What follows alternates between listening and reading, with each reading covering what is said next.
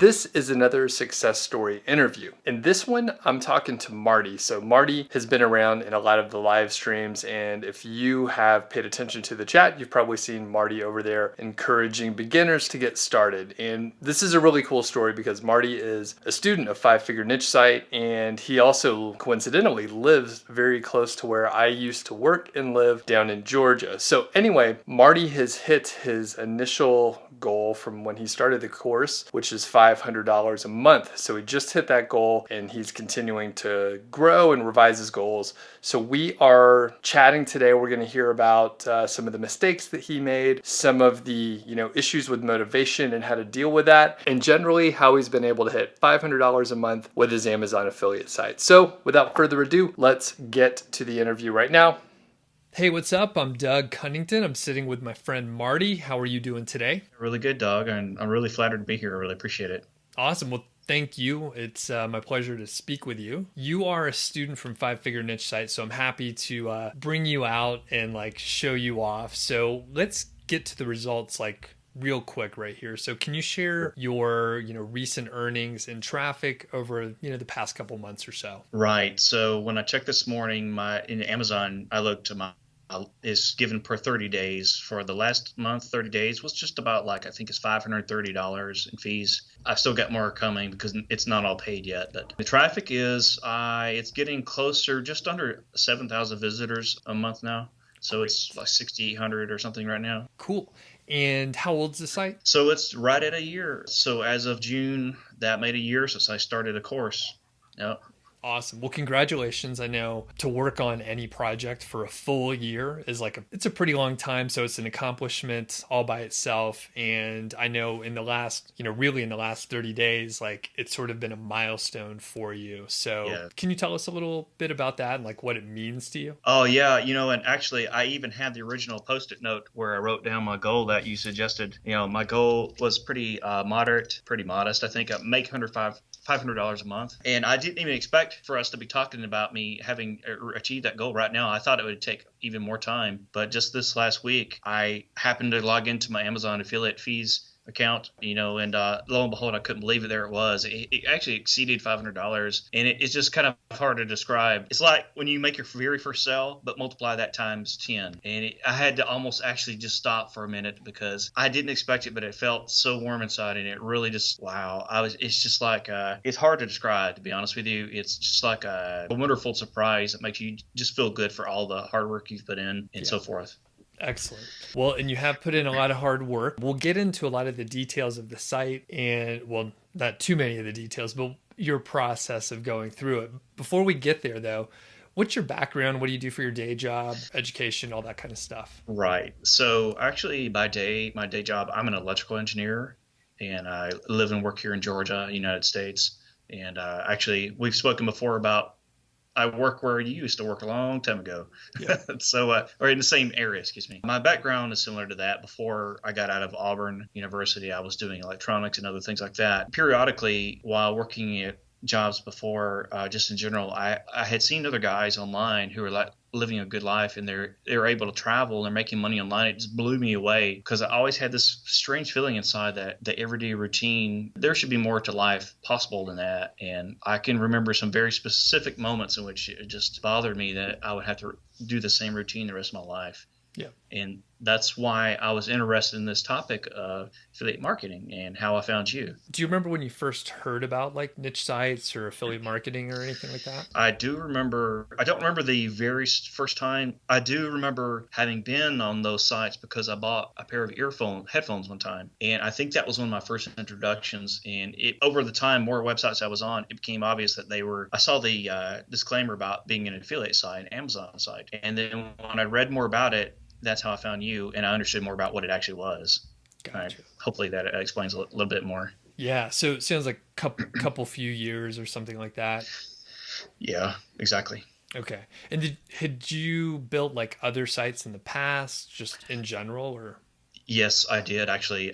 Before I knew about you, I knew what a legitimate course was. I built a website related to a men's health supplement, and I started off on the wrong foot, and there's no way I was going to succeed. And that was very discouraging, but I actually learned quite a bit from that. So it flopped, and it didn't last long. You found me not too long ago. You got the Right. 5-figure niche site course like a year ago.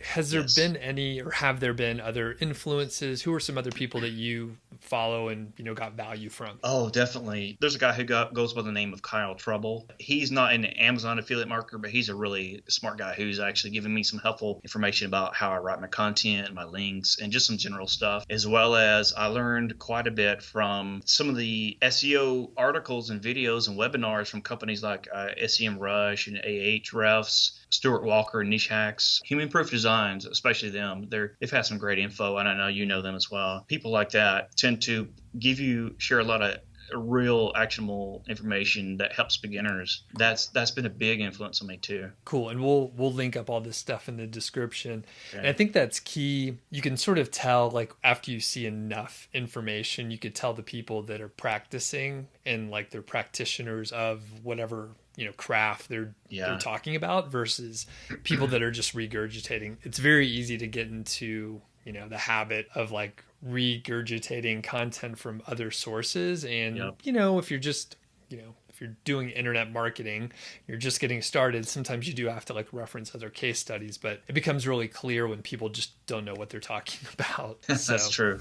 Yes. Very cool. So as far as like finding a niche, so it sounds like you've had a variety of sources. Do you have any like recommendations for maybe beginners who haven't picked the niche, or maybe they're not sure if the niche that they're thinking of is a good, profitable one? Yeah, I definitely do. I have several thoughts on that because that's so critical, especially given how much competition there is out there these days. I would say don't always look at just the first things that pop into your head, because probably everybody else is too. So you can try to think sideways, like instead of thinking about toasters, thinking about some other kind of specialty item that's similar, but there's an opportunity with something else related to your first idea. Over time, I've learned that because of how much time and money you're going to invest, it's not necessarily a lot of money, but the amount of time and effort, those are resources too.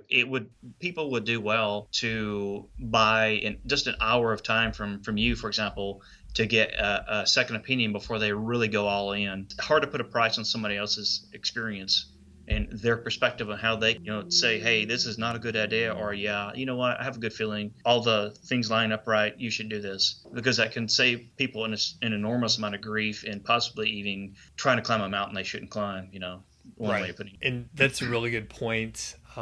Someone that I'm coaching right now, they hired me for a one-off, just hour to analyze and audit their site. And unfortunately, they've been spending a lot of time and money on it over the last 6 months. And if they just would have met with me first, they would have saved, thousands of dollars. And it's expensive to hire me for an hour, but it's cheaper than if you work on something for 6 months. So it's really, really key to, I guess, understand that maybe it's an investment to hear that you've made a bad decision before you invest like so much more time. And then you have the sunk cost fallacy where, if you're in, you're like, well, I better just keep going. And then you maybe it's never going to work out. So very good point. Well, that said, are there any mistakes that you made along the way in your journey that maybe we can learn from your mistakes so we don't make them? Yeah, I'm sure there's a whole list, but I'll try to cut it down to the biggest ones.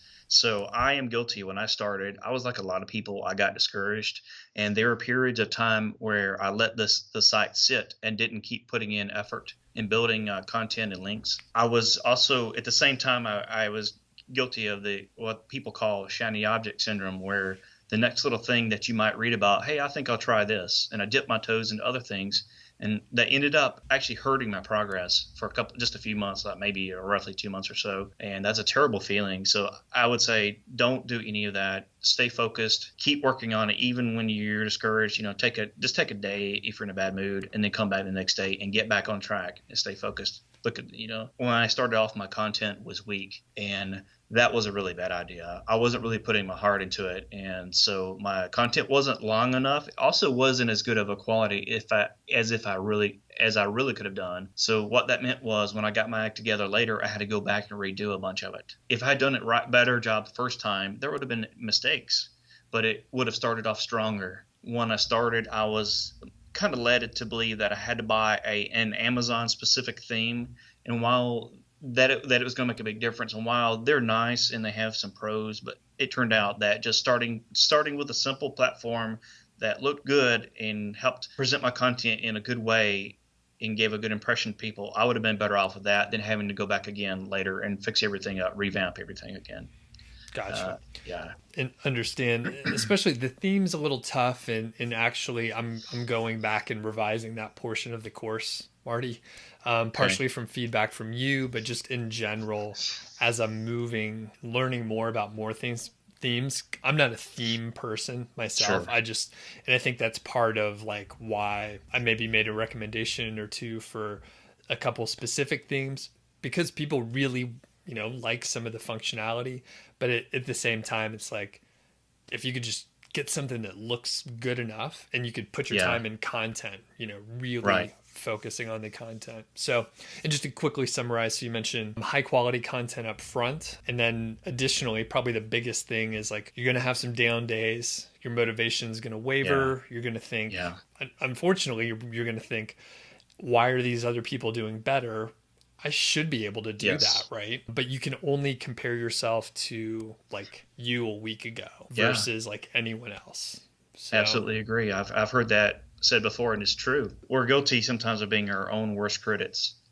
We just have to be able to wake up in the morning saying that we gave our best effort. Whatever's not right, we'll figure it out later. We'll learn. We'll fix it. We'll get better. One thing I've learned that it seems to be critical in general about trying to make money online, even though I realize I'm a relative beginner, is that my mindset has changed a lot. What I didn't understand was we live in a world where we tend to think, and we almost grow up here in the United States thinking, well, if it didn't work the first time, well, I guess it's just not going to work, and I shouldn't be doing that. The truth is, things aren't going to be easy. You're going to make mistakes, and the way being successful means saying, okay, well, if this isn't working and I did something wrong, well, then I'll try something else, because other people obviously can do it. And if that's true, you can too. You just have to accept that. You just have to keep going, basically. You have to, everybody's going to have those moments. Even just 2 months ago, for some weird reason, one afternoon, I was just thinking, man, I just don't feel like, I don't feel so great about this. You get these strange feelings like, wow, I could just stop and it'd be a whole lot easier. But then I said, no, that's the old way of thinking. That's a failure mindset. And that's not that's not what I want. I have my dreams and my goals, and I have a hunger for it. As Tony Robbins says, the hunger is what drives people to succeed and go beyond their original expectations and achieve great things. So I knew what I wanted, and I said, do I want it badly enough? Yes or no? That simple. Yes. Just keep going, keep learning. And that's one reason I joined your course, was because, I heard great things about you, and you have legitimate information, which unfortunately can be hard to find these days. There's so much noise out there. And I forget who said it, but someone said that you need two things to succeed. You need a good blueprint, and you need to take action consistently. And I believe the 5-Figure Niche Site course is a great blueprint, and it works, and it's legit, and there's no smoke and mirrors. There's no tricks. It's just good old-fashioned, good old-fashioned guidelines, and here's what you do, and, and here's how things work, and this will help you. Nice. Appreciate you saying that.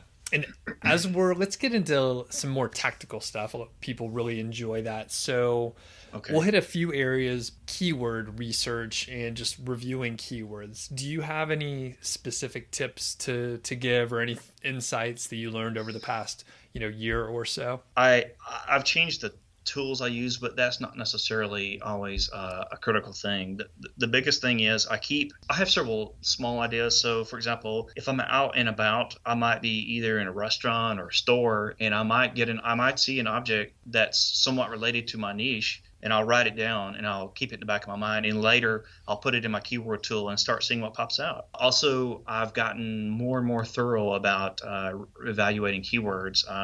So I get a huge list, the biggest I can within reason, within the guidelines that you teach people. And then I sort through those. And if those don't always work out, usually I'll find something related to those, and that'll spur off a whole nother list of keywords. I try to keep focused in not worrying so much about, hey, is this a high number of average searches per month? Even if it's a very small number, I've learned that a lot of those are still good, especially if they're low competition, because later on, some of my posts that were based on these tiny numbers, they ranked for other keywords as well, and they did well. So don't think that something's too small. Low-hanging fruit, as we say. It still has value. Yeah. Cool. And what tools do you use, if you want to mention them? Yes. I progressed through several over time, but now I'm using mainly Ahrefs. But I do still use SEMrush occasionally, and I may also go back to using both of them at the same time. So okay. I really enjoy it. And do you feel like one of them has a more accurate keyword search volume, or do you just not really care about the search volume so much? I know that they're both supposed to be pretty good according to industry people who actually test them and articles I've read. Supposedly Ahrefs is slightly better, but nobody really knows for 100% right. I feel pretty confident about either one of those two tools. Yeah. Sure. And I used to think SEMrush was a little bit further off, but when I started looking at more of the documentation for any of the tools, they'll usually tell you the number of months that they average out. Right. So depending on whether it's 12 months or 30 months, or whether it's a growing trend or a declining trend, yeah. It could look a little bit different, but exactly. As long, like you said, the search volume doesn't matter as much as identifying a need there. And if it's a low search volume, it can still be just fine. So yeah, one quick note about keywords. I've always got to be careful to, instead of rushing in and putting a lot of time into good content about a specific keyword, I need to check the competition and say, it needs to pass a test. You need to be, which you show people how to do that in your course, of course.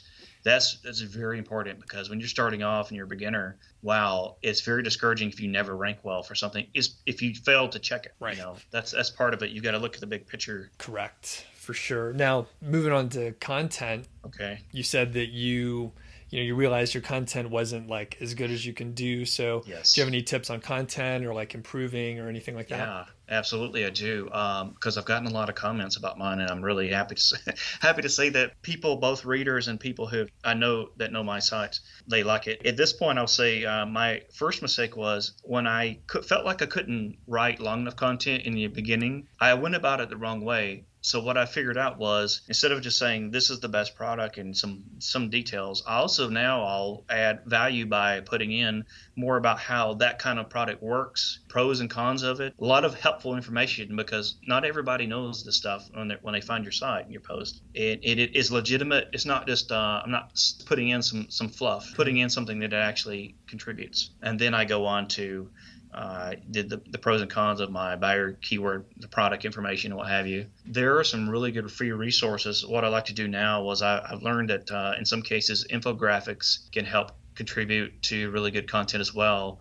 And you can do a lot of that for free in Canva, and they look really sharp. I use Google Drawings, which is free, for some of my diagrams when it's technical information, to help give really good, clear diagrams that help people to understand something, to do something themselves, or to see how something works, instead of doing it in like I've seen done on other sites, which looks terrible, things like that. And there's tools out there also to check your grammar, things like that. My Yoast SEO plugin, it highlights some of the readability scoring. That's another thing that helps also. It helps keep me in line. And I've noticed that I've gotten better at writing content, because if I check my work, I'll find mistakes and I'll learn from that. And it keeps improving. It's a process, Nice. Very good.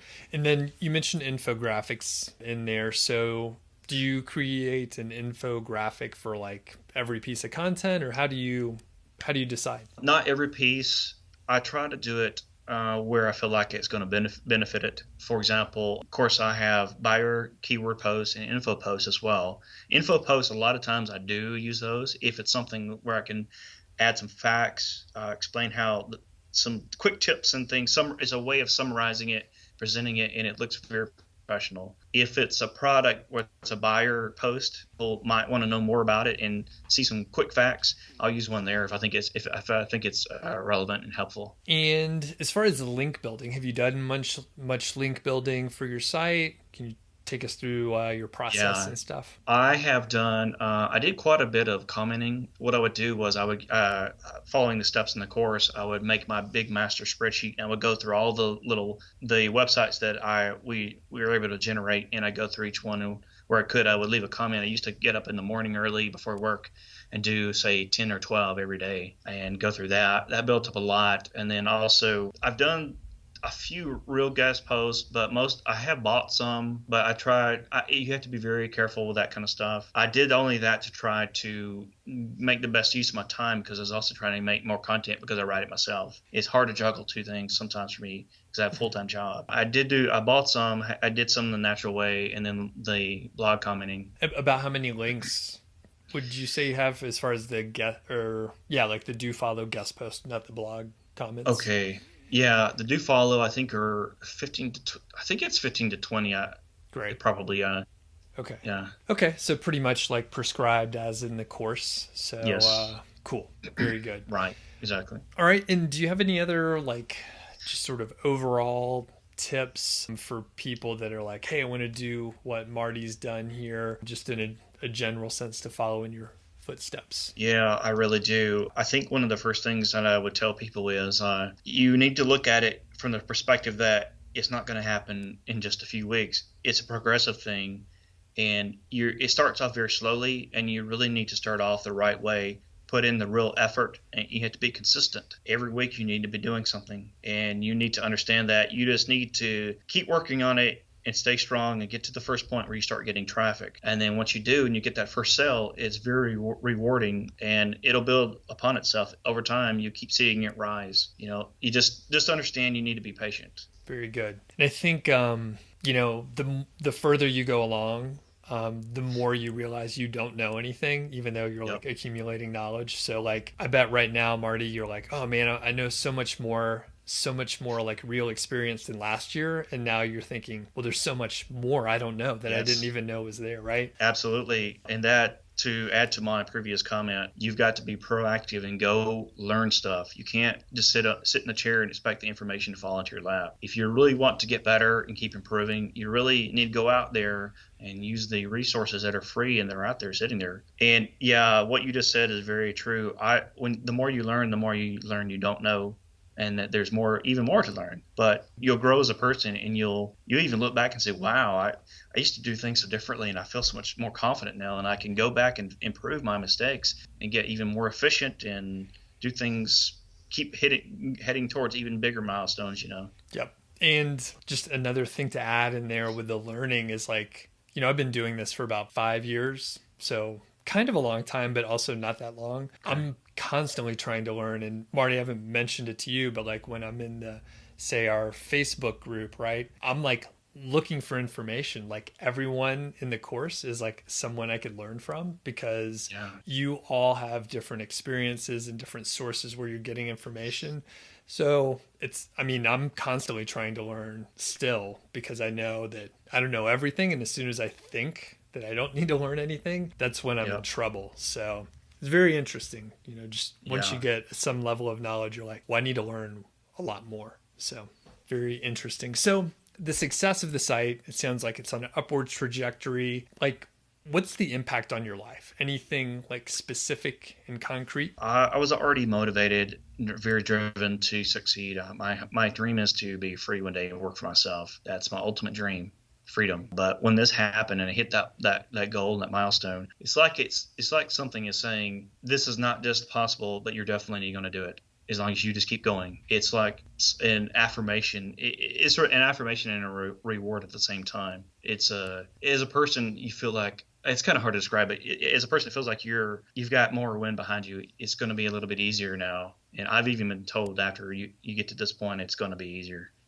You just keep going. Yeah. And your motivation is probably like rising, and like as you progress, you're like, I can do it. And like you have the proof now, right? Like you thought you could do it, but now yes, absolutely. You have like the real results. Very exactly. It's exactly. I feel even more motivated to keep going and learning and improving and fixing everything I can, and just keep working, keep doing what's working. Stay focused and keep doing what's working. Awesome. So, Marty, thanks a lot. Really appreciate you spending some time with us in the Niche Site Project community today. Yeah, thank you so much, Doug. It's been a wonderful experience, and I'm very happy to be here. Awesome. Well, you all in the audience can potentially catch Marty on some live streams in the chat. He kind of lays low, so we're going to protect his social media feed and stuff like that. So you could just say hi to Marty when you see him on the live streams. Thanks, Marty. All right, great. Thanks, everybody. Thanks, Doug. Thanks a lot, Marty. Really appreciate you taking the time to talk to the Niche Site Project audience. Be sure to leave a comment if you have any questions for Marty. I know he'll be taking a look at them. And if you want an update in a few months or something like that, let us know that too. Maybe I'll be able to convince Marty if there's enough people to come back on and do another interview. Thanks a lot.